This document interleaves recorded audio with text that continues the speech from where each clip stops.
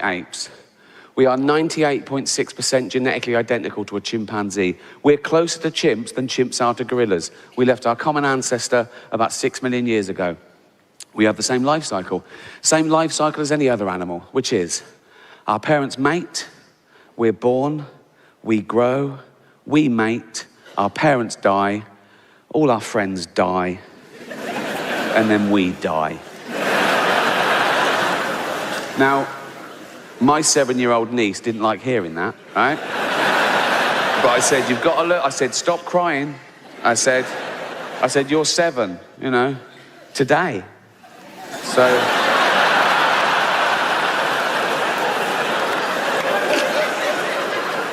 any more grisly and this party's cancelled. So let's take the first of those, right? Birth. It's already an odd one for humanity because the human being is born before the end of its natural gestation period. And by that, I mean, because of our evolution, our brain is so big, we have to get that huge head out early. That's why the skull is in parts and supple, right? And then we have to carry on gestating outside the womb. That's why we're so useless. Compare us to other mammals, right? A giraffe is walking along, it goes, oh, I'm proper pregnant, right? I'm gonna have a baby giraffe right here, right? Yeah. There it is. See you later, right? And the baby goes, Mum, can I get a... It's got to be fucking ready, right? We're helpless, right? Just think of that, right? 9 months, we're just growing in this perfect environment, just like that. Just everything's... It's like being a little Kate Bush video, right? And then suddenly, and you're being squeezed out of an hole near an arse. You're covered in shit, they're screaming, you go, I can't breathe. Someone goes, yes, you fucking can, right? That's the first 1 second of life on Earth. You don't know where you are, you can't choose where you're born. I was born in a place called Whitley Estate in Reading, right? Yeah, no, I wouldn't have chosen that. I'd have chosen Hampstead. I did choose Hampstead, it just took me 45 years to be able to afford it, right? Very different, my upbringing, you know. 2, kids are scroungers, aren't they? I mean, from day one, it's all me, isn't it? Feed me, clothe me, pay for my chemotherapy. No.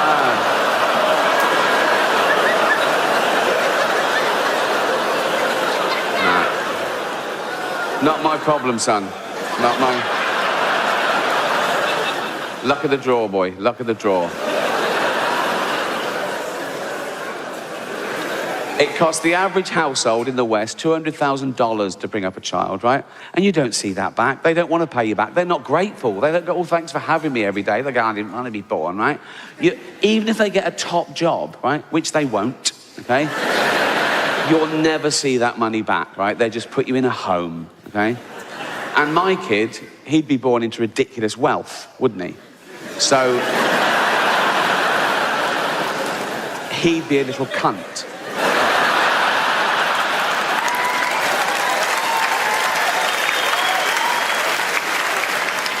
A little Hampstead cunt. Running around with all the other fucking little Hampstead cunts. Being all Hampstead and cunty. I'm a little Hampstead cunt. Yes, I know, yeah. These are my little cunty friends. Yeah, I know, it's obvious. Well, I can tell from your little fucking cunty hats that you're little Hampstead cunts, you little posh Hampstead. And on the one hand, he'd know he was a little fucking Hampstead cunt. I'm a little Hampstead cunt. Yes, we know, everyone knows, right? He'd know that, right? And on the other hand, he'd know that he could never live up to being as brilliant as his dad, right?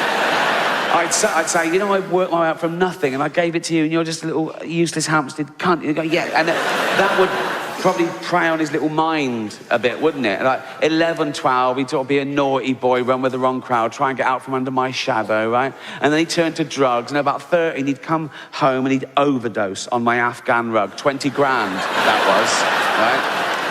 And as he was there, right, convulsing and throwing up his fucking lungs, right? And with his little posh, high-pitched fucking death rattle, right? In little fucking dying words, he'd go, do you love me now, Daddy? No, I never did, and that's why you're never going to be born, you useless fucking junkie Hampstead cunt.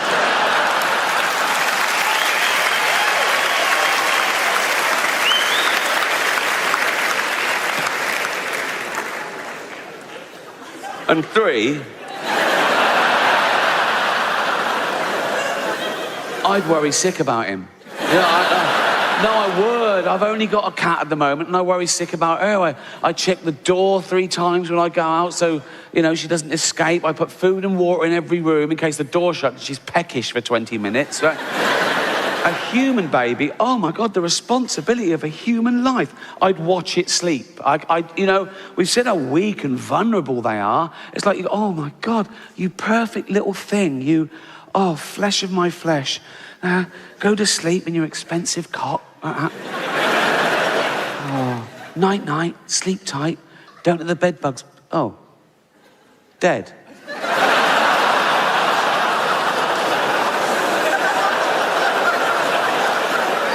Yeah. Just... Why? Why is it dead? It's just fucking dead. Look.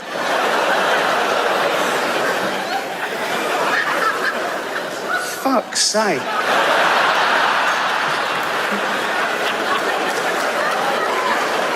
Fucking hell.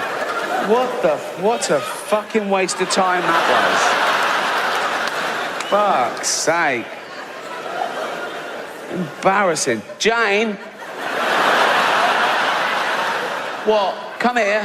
I'm in the shower. Come here. What? Fucking dead already. I did just fucking hell, Jane. You call that a baby? That is... If Jane was out, I'd have to text her, wouldn't I? What could you... Baby's dead. She'd come back, whoop, what the fuck? I go, yep. Forget the Pampers, lol.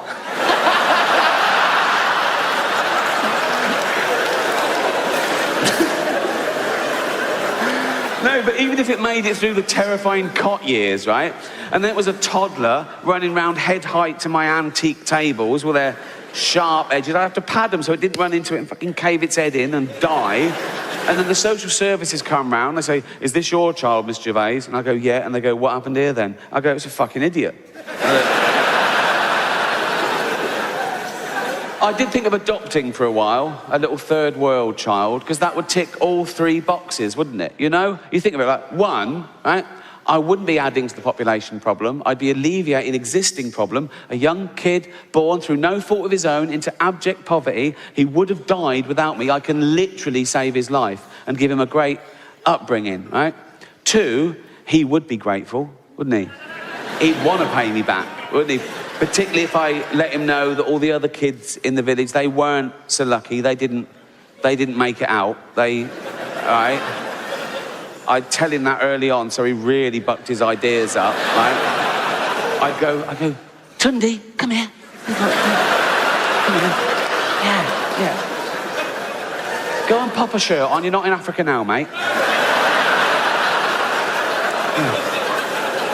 That's better. Yeah.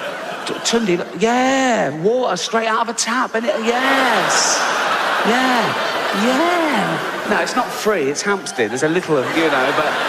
Yeah, of course it's safe. Safe, fresh drinking water. Have as much as you want. Have a bucket full. Straight out of that fresh drinking water. There you go. Go and clean the car. Go on.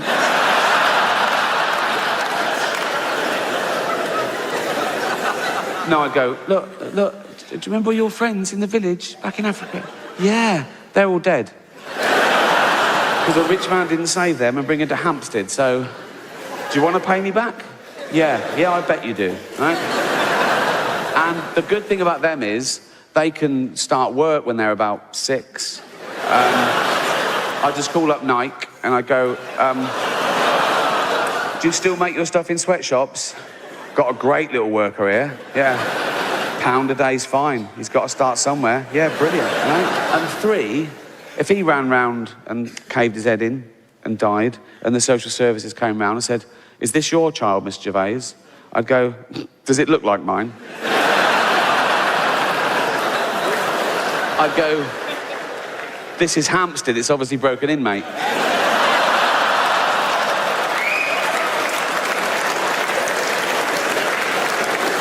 That's why I don't have kids.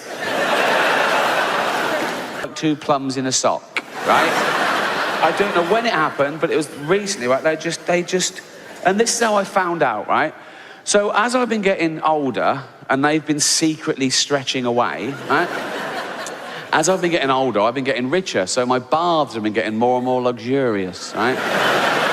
And last year, I moved into a new house in Hampstead, right? I had a big bath, put in a big sunken bath. Oh, south-facing windows. I was in there, like, the first night. Like, oh, lovely bath.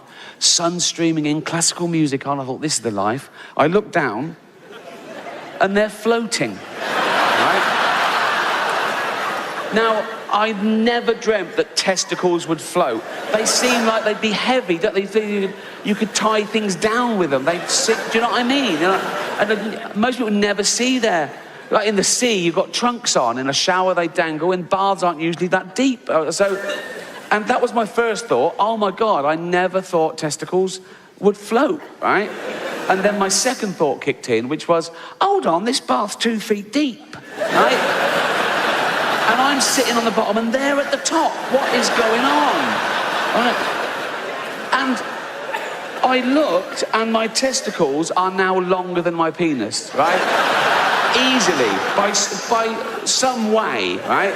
In fact, they'd created like a little fleshy sort of life raft, right? My penis was dry, just nestled, just floating on top, like that. Just bouncing around. I should have given it a little whistle. No, but I'm just looking at this thing, this is bizarre, fucking hell, right? And I thought maybe it's a fluke. So to test it, I held them under the water for a minute, and I let them go, and they bobbed up. They're really buoyant, right? So you try it when you get home, if you're in your 50s, right? And a man, obviously. Or Caitlyn Jenner. And you think you've got away with it. You haven't. Everyone knows immediately. My brain knows a wig has come into the room before I do, right? I could be at a party or something, and it'll go, there's a wig in here. I'll go, is there? Yes, there is. Yeah. Spidey senses for the wig. It's only a little bit of the way they smile at you like there's nothing wrong. Telltale signs, isn't there? I was put off wigs for life, though, by my Uncle Reginald. A great bloke. He's dead now. Died a few years ago, right? I was only little, right? But he went bald in his 20s, tragically bald. I mean, he started to go bald and his hair fell out. It might have been something. It might have been alopecia or something. I don't know. But he was bald for 10 years, into his 30s, right? Turns up one day at our house. Elvis. What is... like... And I remember I was about 8, and I said to Auntie Edna, what happened to Uncle Reginald's hair? And she went, it was a miracle. They were lying. They were just hushing. It was ridiculous. Everyone knew he was bald, right? But he'd embroiled his family in on the lie, so they had to lie as well. They're going, yeah, it just grew back. Yeah, it's amazing, right? And there's so many things he wouldn't do because he was terrified of the wig coming off, right? We weren't allowed balloons at parties, right? Auntie Edna said, yeah, Reg is allergic to balloons. He wasn't allergic to balloons. He was terrified one of us kids would rub one on our sweater, right? And his wig would fly across the room. We've got photos of him in the family album, right? And if he's at a wedding or a christening and he's holding a baby, he's always holding it at arm's length, like that. So he can't grab his wig. It must have been on his mind all the time, right? It was the only thing he feared, that wig coming off in public, and this ridiculous lie being exposed. He was in the army, he was hard as nails, wasn't scared of anyone or anything, spiders, snakes, roads, wasn't scared of cancer. How's the chemo going, Uncle? Not a problem. We got a photo of him, and the last year, I think, he was 75, yeah, must have been his last year he was alive, right? And it was a hot day, and he was in the garden in his little trunks, right? And he was a wizened little man by then, and white chest hair, jet black wig still. Died in it, buried in it. He's wearing it now. A little skeleton with jet black hair, right? Like Posh Spice for eternity, right? But I knew all that was going to happen. I knew I was going to get old and fat and ill and blind and deaf and shit myself and be pushed around in a fucking bucket, right? But you're ready for that because you're warned. You know everything about getting old, right? Well, one thing they don't talk about, and so you're not prepared, and it was a shock to me, right? I only found out about it recently, and I'm going to share it with you now. The distending testicles. I didn't see. You don't know about it, right? But it happens in your 50s, right? I wasn't checking them or anything, but I didn't see them for 20 years, right? But all I know is, as a young man, they were pert, and now they're like 2 plums in a sock, right? I don't know when it happened, but it was recently, right? They just, and this is how I found out, right? So as I've been getting older, and they've been secretly stretching away, right? As I've been getting older, I've been getting richer, so my baths have been getting more and more luxurious, right? And last year, I moved into a new house in Hampstead, right? I had a big bath, put in a big sunken bath. Oh, south-facing windows. I was in there like the first night. Like, oh, lovely bath. Sun streaming in, classical music on. I thought, this is the life. I looked down, and they're floating, right? Now, I'd never dreamt that testicles would float. They seem like they'd be heavy, don't they? You could tie things down with them. They'd sit, do you know what I mean? And most people never see there. Like in the sea, you've got trunks on. In a shower, they dangle. And baths aren't usually that deep. And that was my first thought. Oh, my God, I never thought testicles would float, right? And then my second thought kicked in, which was, hold on, this bath's 2 feet deep, right? And I'm sitting on the bottom, and they're at the top. What is going on? And I looked, and my testicles are now longer than my penis, right? Easily, by some way, right? In fact, they'd created like a little fleshy sort of life raft, right? My penis was dry, just nestled, just floating on top, like that. Just bouncing around. I should have given it a little whistle. No, but I'm just looking at this thing, this is bizarre, fucking hell, right? And I thought maybe it's a fluke. So to test it, I held them under the water for a minute, and I let them go, and they bobbed up. They're really buoyant, right? So you try it when you get home, if you're in your 50s, right? And a man, obviously. Or Caitlyn Jenner.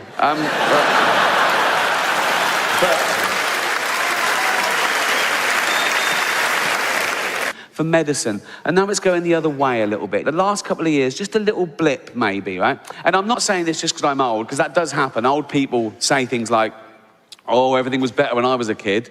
Well, of course it was, you were a kid. Everything's better when you're a kid, right?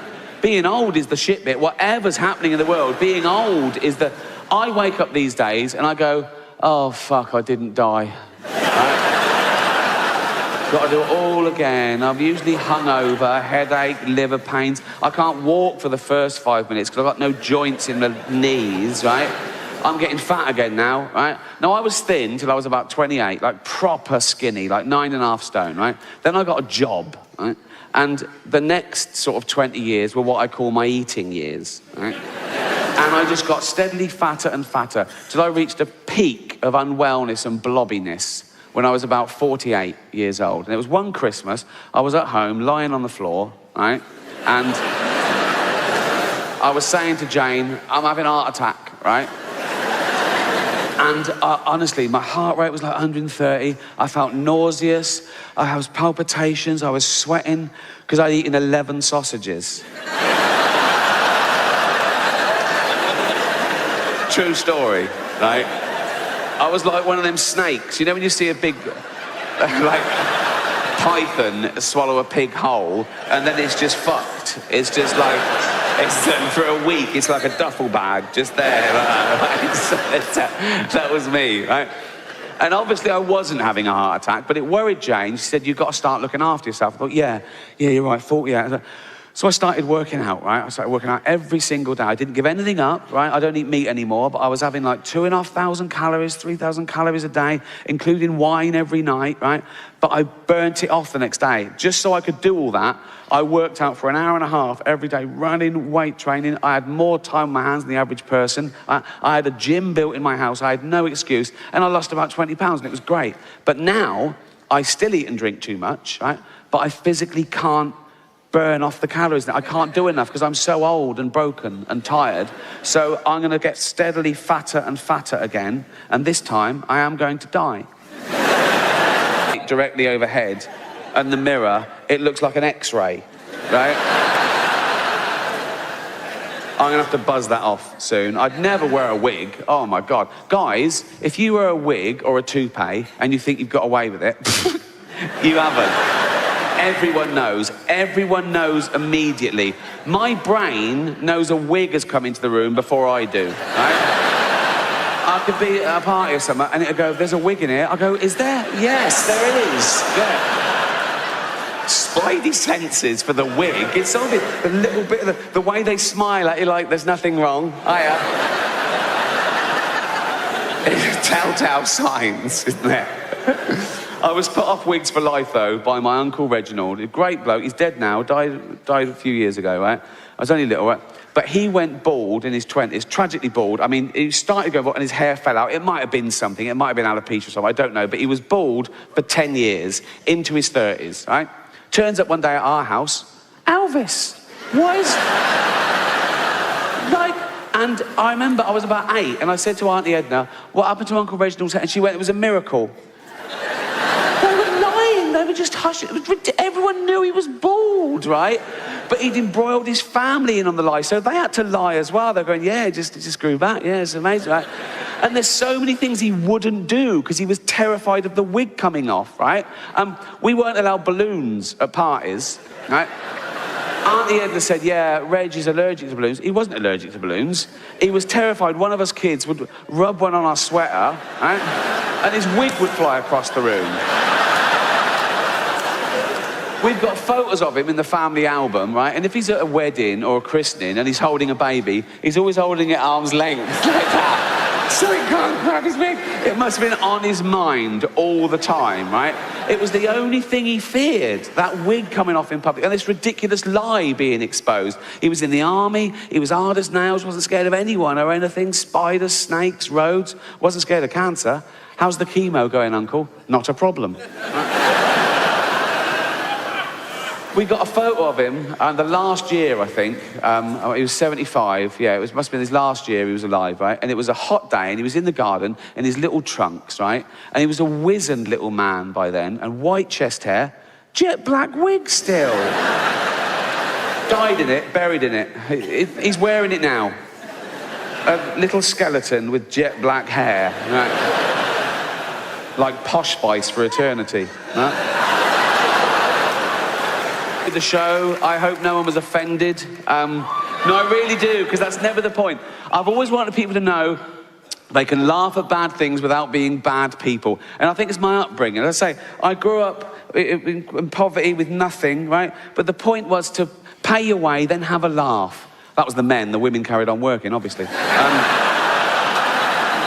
But it was my older brother, Bob, who was about 11 years older than me, and it was him who I first saw making these dark jokes right in the bad situation. While the bad things were happening, he was making jokes about it, and people were laughing, and I realised, oh, he's healing them. That's what comedy's for. That's what humour's for. It gets us over bad stuff, right?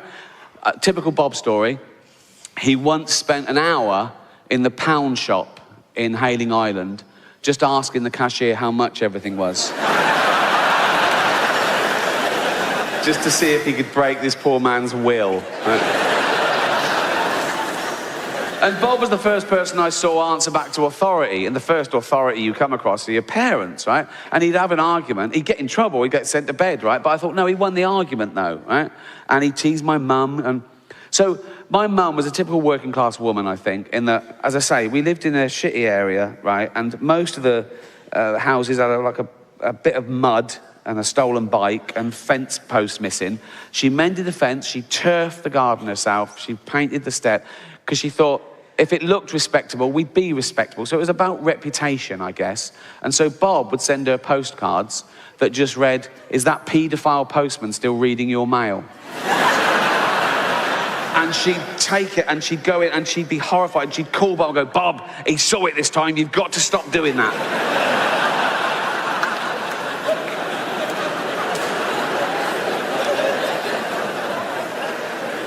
Even at her funeral, My mum died first, and my dad carried on for a year or so, just drinking beer in the garden, and he went, right?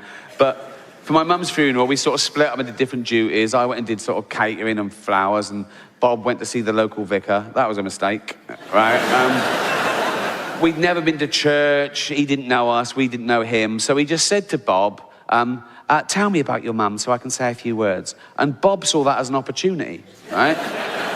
So Bob, with a straight face, said to him, well, she was a keen racist. And the vicar went, oh, I can't say that. Bob went, OK, but she liked gardening, right? And he was trying to get something past the vicar, so the vicar would say something and make us laugh in church. He didn't warn us, right? And he did get something by the vicar. So we're called Ricky, Robert, Bob, Ricky, Robert, Marsha, and Larry. Now, Larry is the oldest. He's in his 70s, born in the war, right? I've always thought he was the sensible one, okay? I suppose firstborn, weight of the world on his shoulders. In fact, my mum told me that when he was a teenager, he got a job and he gave her the money to bring up the rest of us, to help out, right? So he's a stand-up guy, Larry, right? So Bob gives the vicar the wrong name. Didn't warn us. We're all in church, right? Start of the funeral, we're all there, right? Packed out, right? The coffin comes down, guided by the vicar, the coffin gets down. The vicar goes to his pulpit, all confident with his little notes, right? And he goes, Eva leaves behind 4 loving children, Ricky, Robert, Marsha, and Barry. And we snort like that, right? Bob sort of goes, everyone realised what's that. We were all fucking laughing. We see Larry go,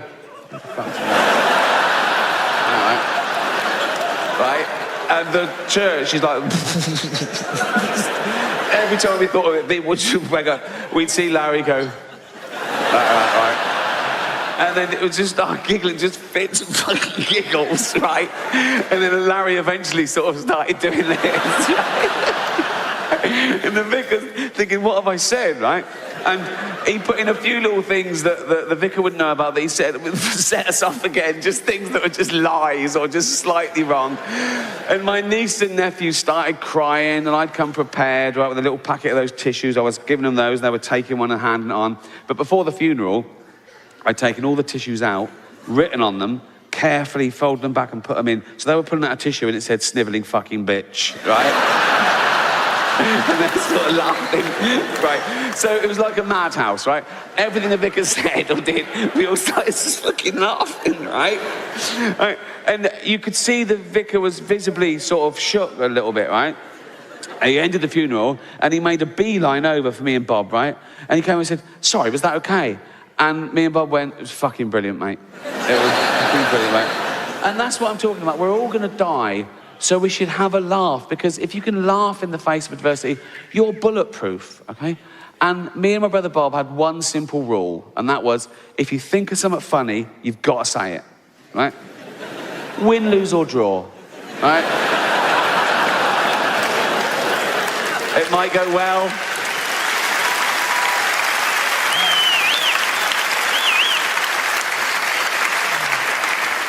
It might go badly, but you've got to say it.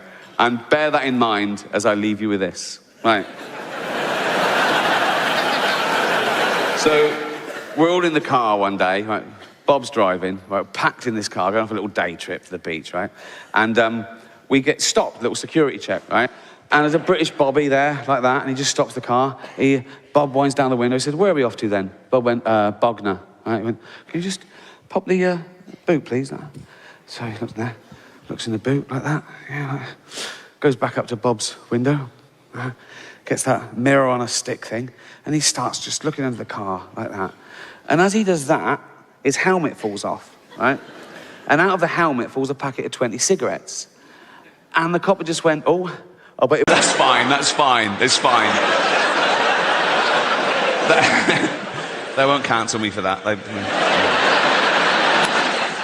I mean, they've been trying to cancel me for about 15 years, and they've always failed. And often the people trying to cancel me have been other comedians, writing for the posh papers, doing that thing they always say, he's punching down. Well, comedy should punch up. We only punch up. We punch up. Their idea of punching up, they have a go at Boris Johnson.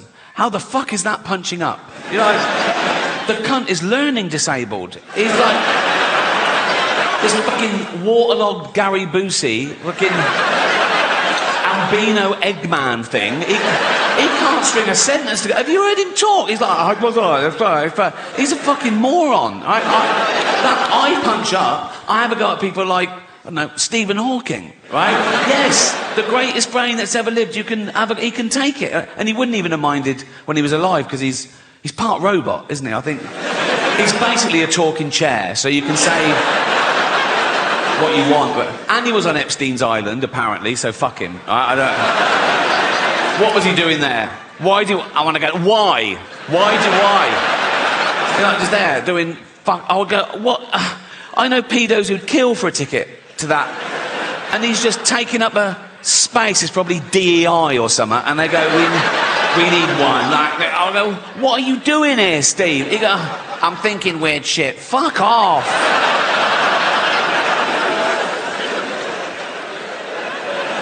That is probably a hate crime. That is.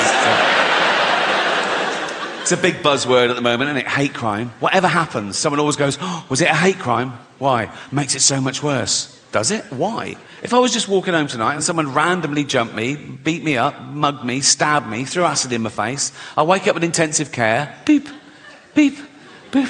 I open my eyes through the bandages. There's a policeman. He goes, Miss Gervais? I go, yeah. He goes, we just want to let you know it wasn't a hate crime. I go, oh, thank God for that. It's pretty hateful, isn't it? But no, a hate crime is something that's based on your race, disability, sexuality. So a guy with a gun, he wants to kill someone at random. He sees a crowd. He goes, eeny, meeny, miny, mo, bang, kills someone, dead. He goes to court. The judge goes, why did you kill that person? He goes, no reason. The judge goes, so you're not a bigot? He goes, oh no. The judge goes,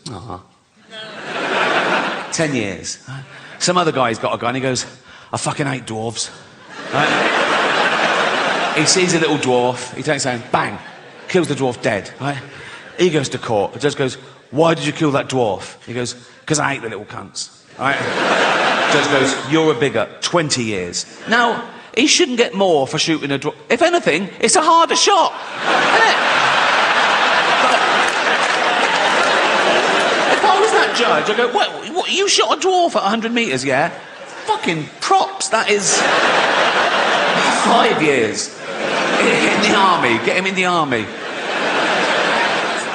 I feel bad about that joke, because I was reading about the tough time dwarves have had through history. Like, in medieval times, they used to torture them and kill them. They used to put them in barrels with spikes and roll them down the hill for a laugh, right? And then in Victorian times, they'd stick them in the circus and make them do dangerous fucking things. And then as late as the 1980s, right, I remember colleges used to have events like dwarf throwing, where they were like darts on a thing, or dwarf bowling, and eventually someone said, what the fuck are we doing?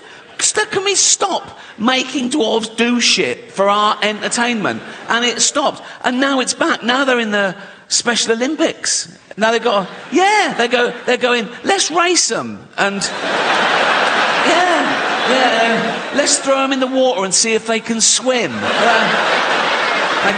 They can, so... It needs a bit of work, that one, doesn't it? I don't know. People don't realise how much goes into one of these tours. My last tour, I did 60 new material nights, then I did like 25 work-in-progress shows, then I did an 85-day arena tour around the world, honing it all the time. One critic sat at his kitchen table, said, lazy. He called me immature and vulgar. Four-eyed cunt.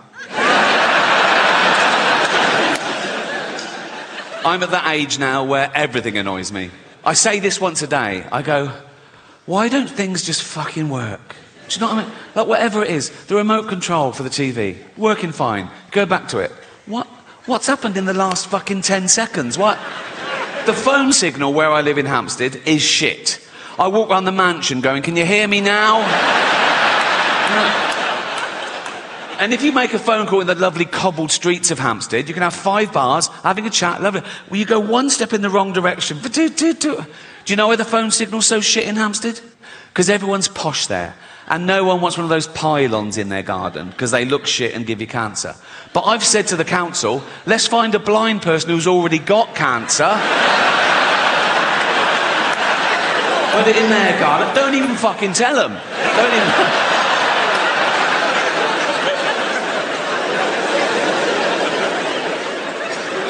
But never mind inanimate objects, people annoy me the most. Oh, I say this once a day as well. I go, there's always someone who fucking ruins it. Do you know? Like, we were on a flight to San Francisco a while ago, me and Jane, right? We took off, right? First class, seatbelt signs, ding, drinks are served, lovely. Then this woman, about 2 rows back, she gets out her laptop, she starts banging out something really important. She's wearing fucking bangles. They're like smashing it's driving me... It sounded like fucking Morris dancing, right? It was driving me... But I know it's not illegal, you know, I can't go about bangle police, so I just have to suffer in silence and hope we crash. That is how I get over things now. If someone's really annoying me, I just sort of stare at them and I just imagine us both dead one day. And it's sort of... Like here I was thinking, oh, imagine the pilot going, oh, we're going down, the plane was going down, right, we're going to die. And I look over it and she's going, ah, and I go, and then the plane just smashes into a mountain and we're all fucking burnt. But I live 1 second long enough just to look over and see her totally fucked. Whatever gets you through, you know? So we got to San Francisco and we went on a little day trip. We went to this place called Sausalito, this lovely little harbour town. We're walking around sightseeing, but about 11 a.m, because of the jet lag, we were starving. We thought, oh, we need lunch. So we found this restaurant that was open at 11 a.m, empty, of course, which is my idea of a perfect restaurant, empty, right? We sat by the window, we were looking out over the bay. There was a sea lion bobbing round, a pelican landed. The waiter brings our food. Then suddenly, in all that peace and perfection, out of the kitchen doors comes a busboy, and he just stands in this empty restaurant, and he goes...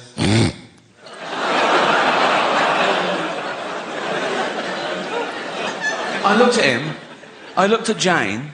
Jane didn't even look up. She just went, nothing we can do. Like that. So I'm all alone, right? And the sweat starts. I just get a sweat, right? I go, okay, he's going to do it again, he's going to do it again.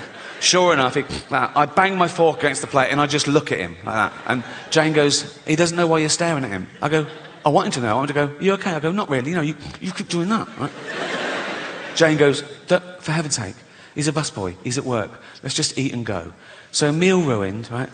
And I wasn't allowed to do anything, right? So this is how I got through the last 10 minutes of that meal. It's absolutely true, right? I'm eating. Every time I went, cunt!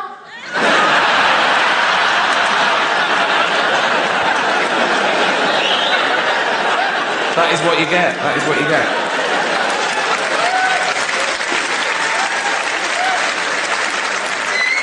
I did want this show to be more highbrow than this. Joking aside, I think this is my most honest and confessional show so far. Not in a Edinburgh Fringe type way. I mean, oh, my parents died, so I went all autistic. None of that shit, right? My parents did die, but I'm pretty sure I'm not autistic, because once someone gave me a Rubik's Cube and I put it straight in the fucking bin.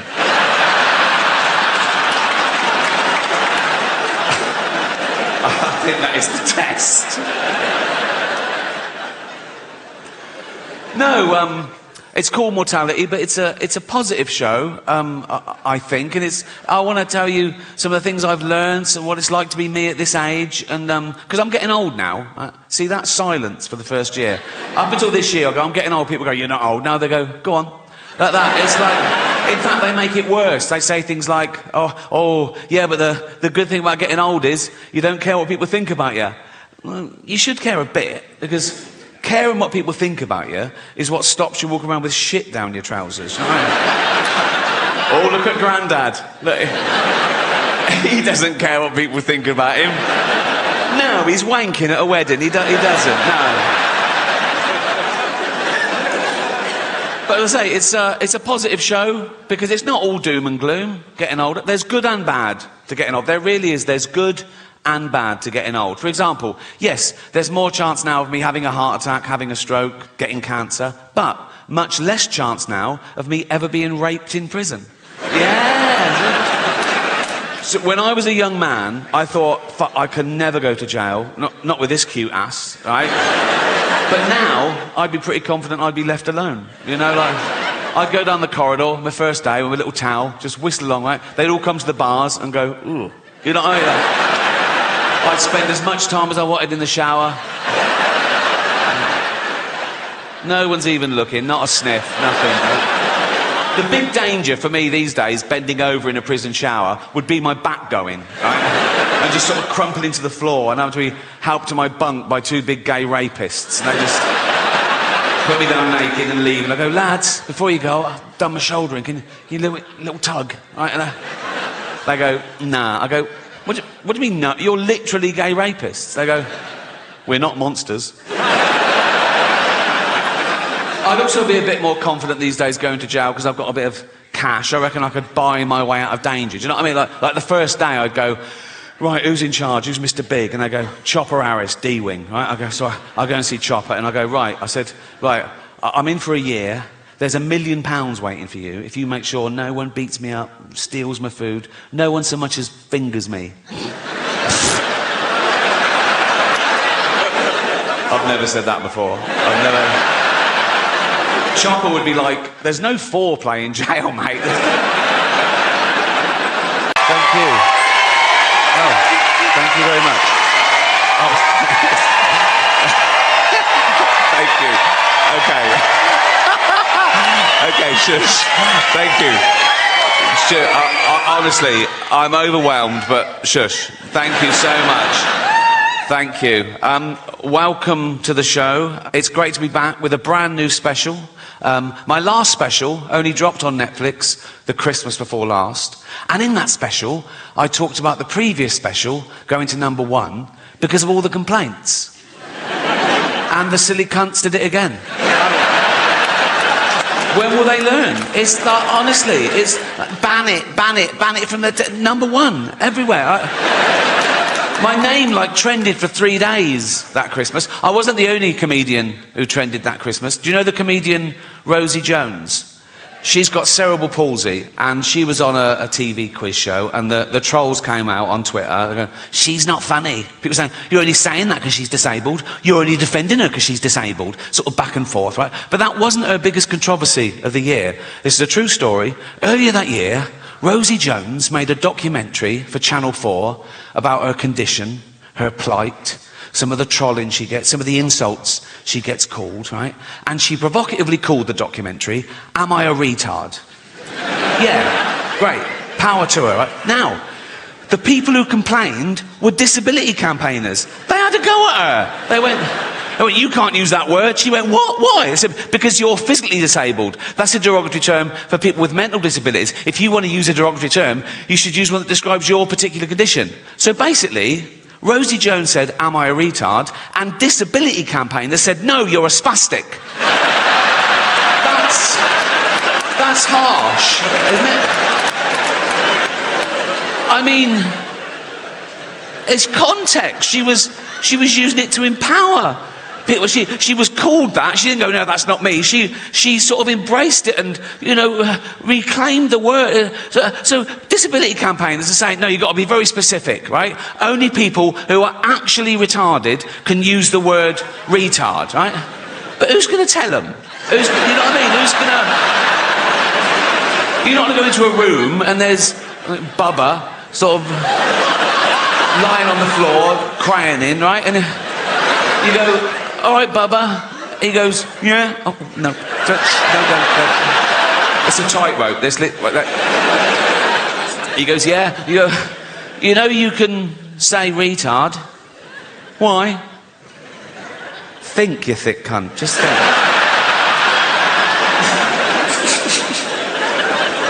Anyway, I think she should be allowed to use the word in context. Like, if she can't use the word, then I've used the word now, so I'm in trouble again. Actually, I didn't use the word, did I? This is a point I want to make. People say, oh, he used the word so-and-so. I didn't use the word. Using the word would be calling someone that word. That's using the word, isn't it? I said the word in a discussion about the fucking word. That should be allowed, shouldn't it, amongst adults? And if there's one thing we should all agree on, whatever side of the political fence you're on, we should all agree that free speech is still a really good thing. It always has been. And it always will be. But now there's factions of people go, oh no, we got it, we don't like it, we've changed our mind, it wasn't going well for us, we don't like free speech anymore. People who want free speech, they only want free speech so they can go around saying awful things, which just isn't true. And even if it was, the good thing about free speech is people can say awful things back. It's a really good system, right? And you can't say anything under the laws of free speech. That's a total misconception. There are loads of caveats to free speech, all of which I agree with, actually. You can't incite violence. Good rule. You can't slander people. Good rule. You can't libel people, you know? Fascinating fact about libel law. You can't libel the dead. So I could stand here and say, Gandhi used to take it up the arse. If I wanted. Which I do.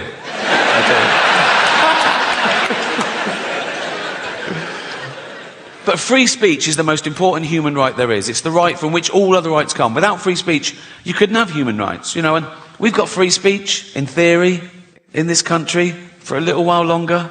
We can criticise the government, we can criticise the police, but we should give props to a country that allows us to do that, because we're the envy of some countries. In some countries, you criticise the police, you get beaten up, or worse, you criticise the government, you can be thrown in jail for life, you know, so they flee their oppression, quite rightly, you know, so would you. They flee their oppression, and they come here, they go, we want to come to England. We go, why? They go, free speech. We go, come on in, welcome. What are you going to do now? We're going to go on a march. What are you going to say? How shit England is. Cheers. Thank you.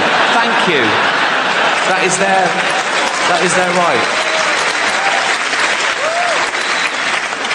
But I'm too old now not to say what I want, you know. I want to say and do what I want all the time. I want to do my favourite thing all the time. I don't even like doing my second favourite thing if I think I could be doing my favourite thing. Do you know what I mean? Like my favourite thing is play tennis. I play every Friday. I keep Fridays free. I look forward to it. I play tennis. It sets me up for the week. So if ever on a Friday I have to do my second favourite thing, like 3 weeks ago, attend a neighbour's kid's funeral, I'm like... This is boring. But we all want respect, right? We all want respect, and we all want to raise our status in society. We can't help that. That's in our evolution. That's groups elected from when gossip used to control the tribes, right? And there's still two ways you can raise your status in society.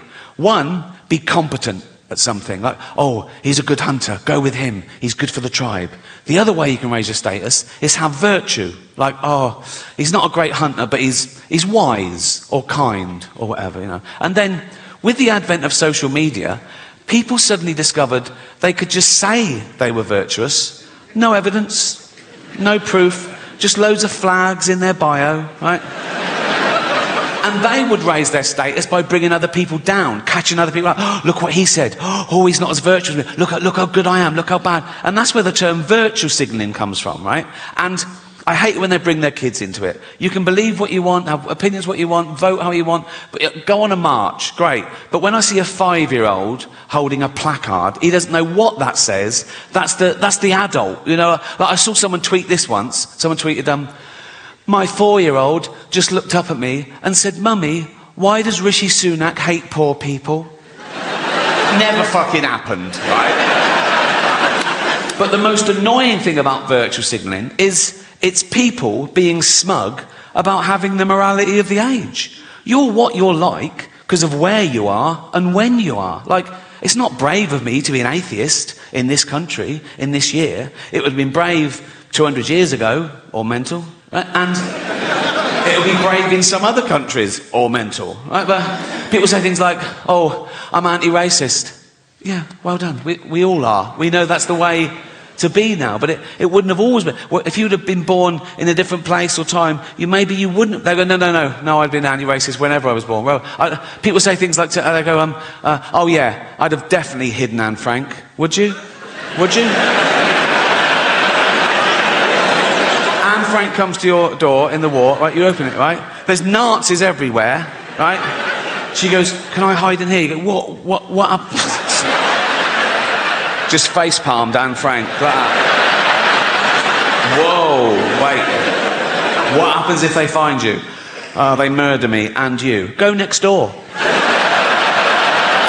got a lovely big attic, they've got a typewriter, you're gonna... But I'm anti-racist, of course I am. But I'm willing to admit that if I'd have been born 300 years ago and I was white and wealthy, I'd have probably have owned slaves. Because I'd been nice to them, so shut up, right? I'd be the best slave owner you've ever fucking... No, I'd dress mine well, I'd dress my slave... Yeah, I would. I'd dress mine in little suits, right? I'd go throw those dungarees away, put a little suit on all the other slaves looking at it, I go, you fuck...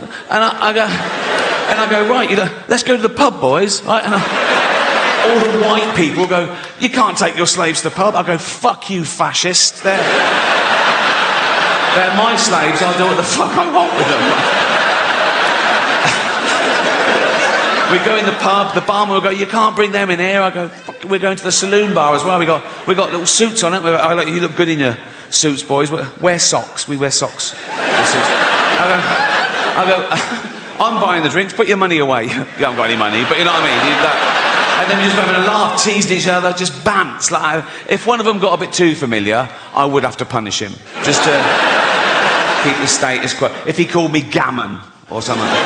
Which is the only racial slur allowed now, isn't it? That's fine. You can call a white person a gammon. It's fine for some reason. You can even be ageist. You go, you fucking old gammon. And it's totally acceptable for some reason. But I'm going to reclaim the word. You know, like black people have reclaimed the N-word, I'm going to reclaim the word gammon. So I'm going to be in Carluccio's in Hampstead, right? With all my white friends. And we'd just be hanging going, how you doing, McGammon? Right? If our black friend, Rupert, I said it was Hampstead, if Rupert came in and went, McGammon, I go, you don't fucking use that word. My point is, morality evolves, it moves with the times like everything else. Just think of that. In a few generations, we've gone from owning slaves, being legal and respectable in the eyes of God, to a racist being the lowest of the low, isn't he? A racist is the worst person in society these days. Actually, a paedophile is the worst. It goes paedophile, then racist. A racist paedophile is the worst If I met a racist paedophile, I'd go, fuck the little black ones too, you bigot. You know?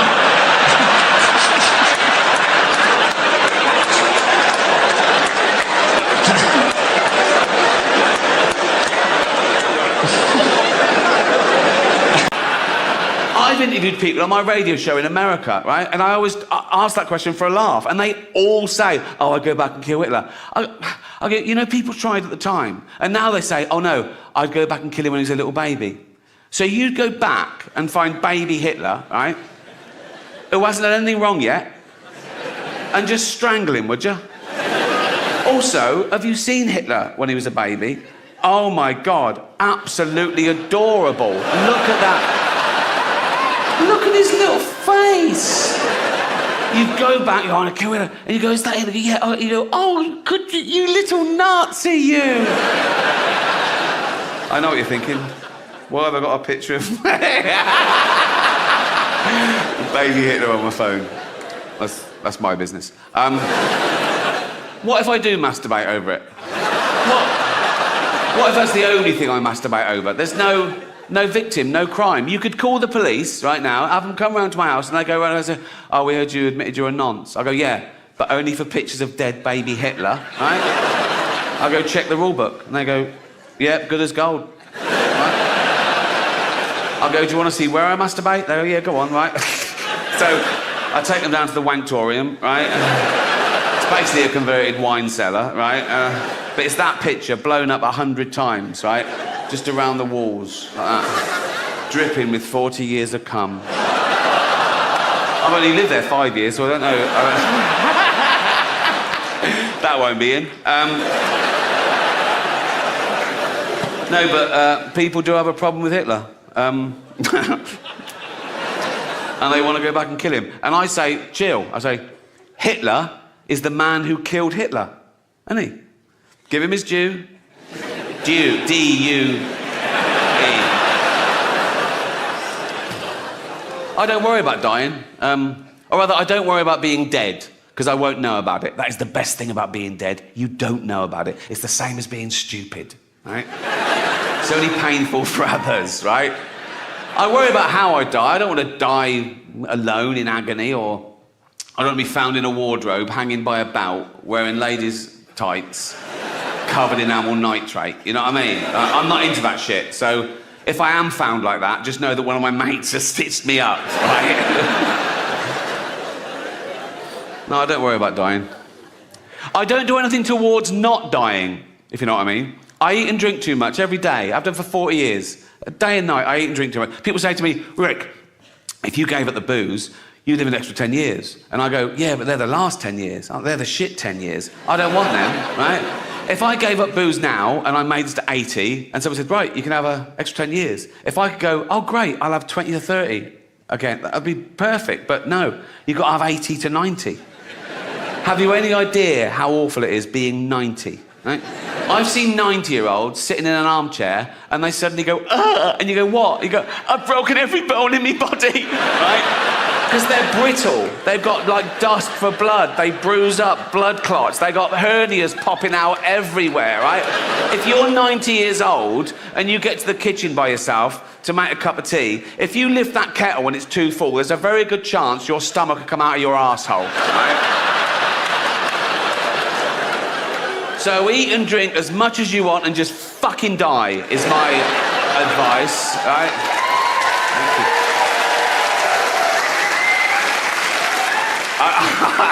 I should say I'm not a doctor, right? I do see a doctor once a year or once every 2 years after I've medicals for things like this and TV shows, and I go private, right? It's 600 quid. It's 3 hours long, but they do everything. Blood sample, stool sample, urine sample, ECG, ear, nose, throat, bollocks, the finger, everything, right? And you have to fill out this big form, right, a lifestyle thing. That takes fucking ages, right? And I tell the truth on everything, except units of alcohol. I work those out, then I halve them, right? And when he gets to those, he still goes, oh, that's an awful lot, right? And I think I've won. I go, is it? And at the end of the 3 hours, they've got all the results back from the lab, right? And he's got this big computer, it's like a body composition, right? And from there, they work out your percentage chance of a stroke, heart attack in 1 year, 5 years, 10 years. And mine's always about the same. It always gets worse with age, nothing you do about that. But I'm always like, I'm at the end of healthy weight. I'm just nearly obese. I'm just right, like that. I was pre-diabetic once. I had to sort that out. And now I'm pre-gout, right? Pre-gout, right?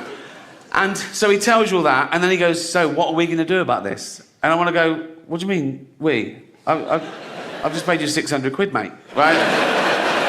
You're going to fix it, and I'm going to carry on, right? You don't take a car to the garage and he goes, oh, tyres are bald, the big end's gone. What are we going to do? You're going to fix it, mate, and I'm going to pay you. He went once and said, you need more fibre in your diet. I went to go, get me wine with fibre in it then. You know what I mean? I can afford anything. You must be able to invent that. Just no. He said, you're heavily constipated. I wanted to go, get in there with a spoon, son.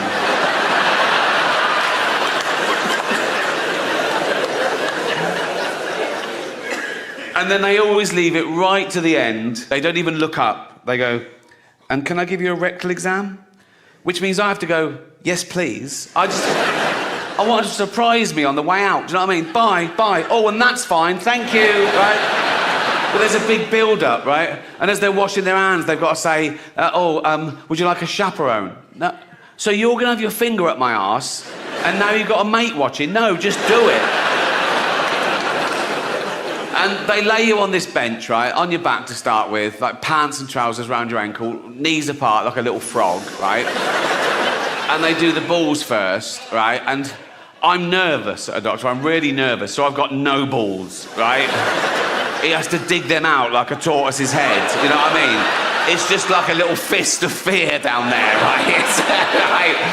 And I fucking hate it. I'm like that, right? It's horrible, right?